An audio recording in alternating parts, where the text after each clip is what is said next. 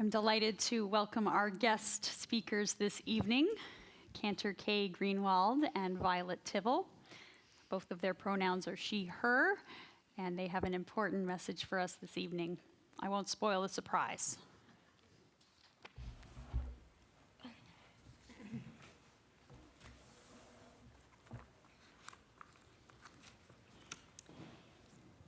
Shabbat Shalom. Shabbat Shalom. Thank you, Rabbi Jeremy, Rabbi Sarah, Cantor Jamie, Rabbi Heath, Rabbi John, for the opportunity to share the Bima with you this evening and speak to everyone. I'll move over here, closer to a microphone, and speak to everyone about climate change and taking positive action. Before I begin, I would like to acknowledge that this beautiful sanctuary stands on the land of the Ohlone people, who have stewarded this land for generations and generations. Throughout history, our people has survived threat after threat to our very existence. We have come through wars, slavery, crusades, pogroms, the Holocaust. The list is long, as we all know. Despite what were often incredible odds against us, we are here, thriving. We worship in our beautiful sanctuary, as do Jews across the country in sanctuaries of their own.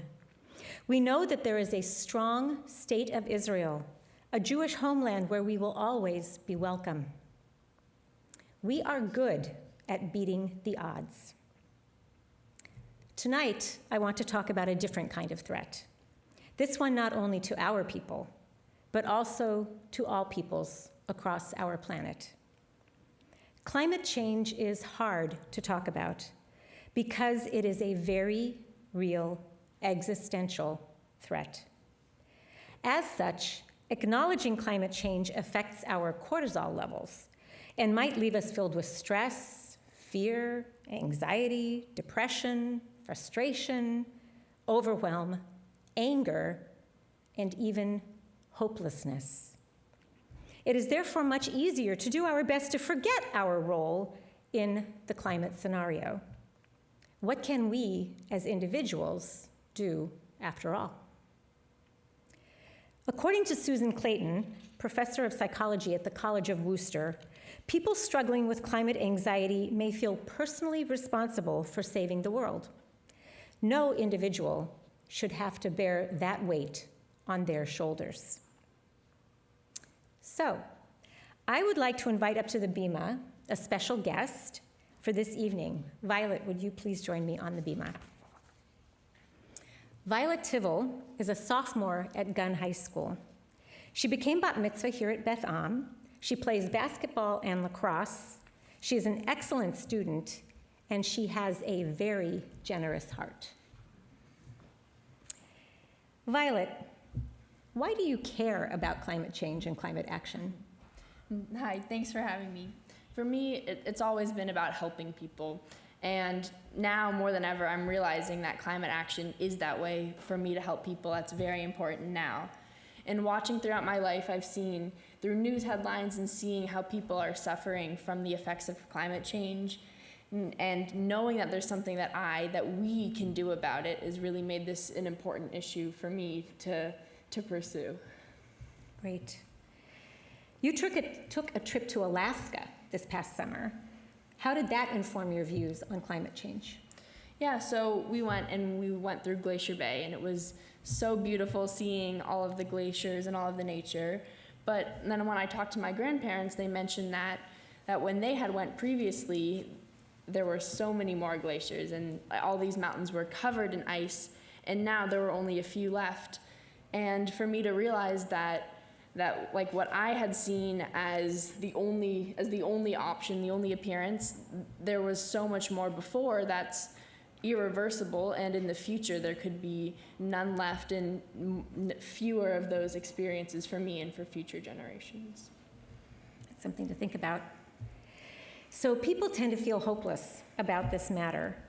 But when I speak to you, I feel your commitment and your energy. How do you help us get to where you are?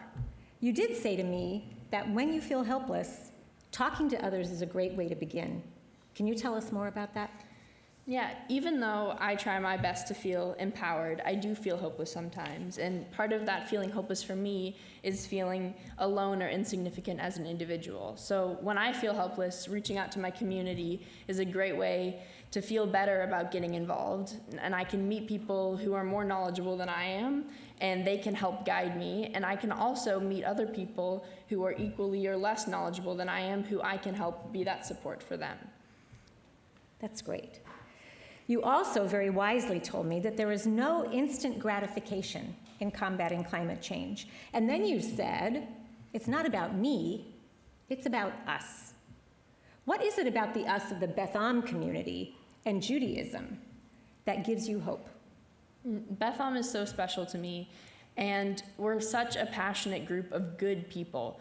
And I've seen us come together and work hard to stand up for our beliefs and especially to help people through food drives and standing up for abortion rights and giving shelter to homeless people and our monthly tzedakah to a bunch of great causes.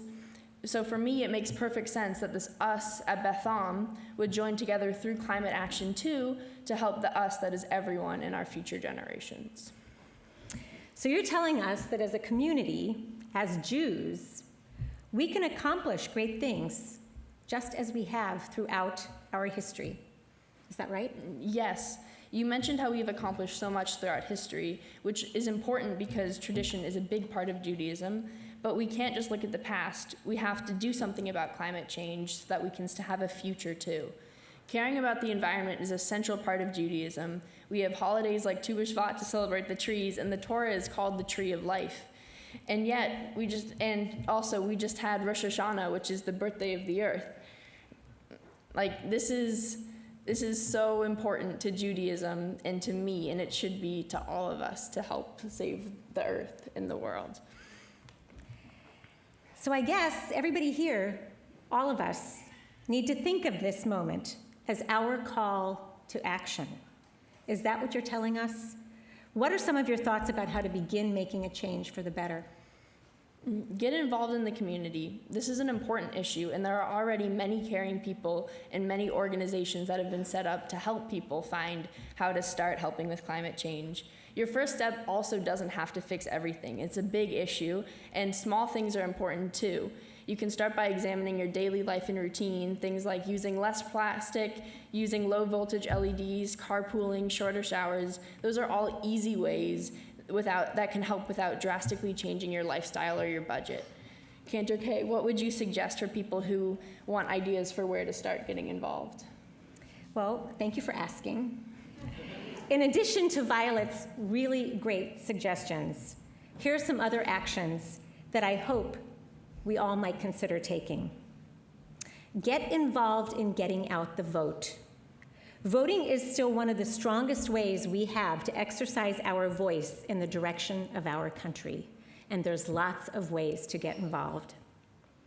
Get involved in the Beth Am Dayenu Circle. Dayenu is a national Jewish climate initiative, and we have a chapter right here at Beth Am.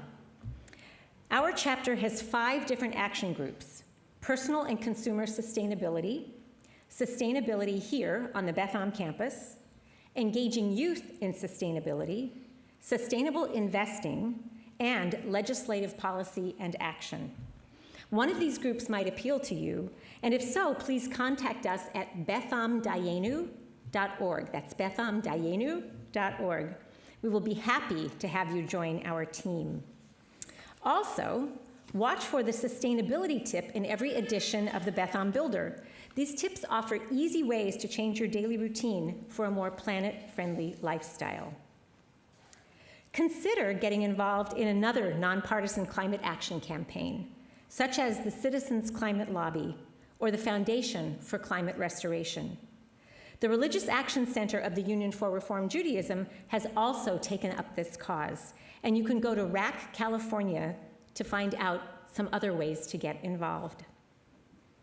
As Violet has clearly told us, and maybe most important of all, talk helps.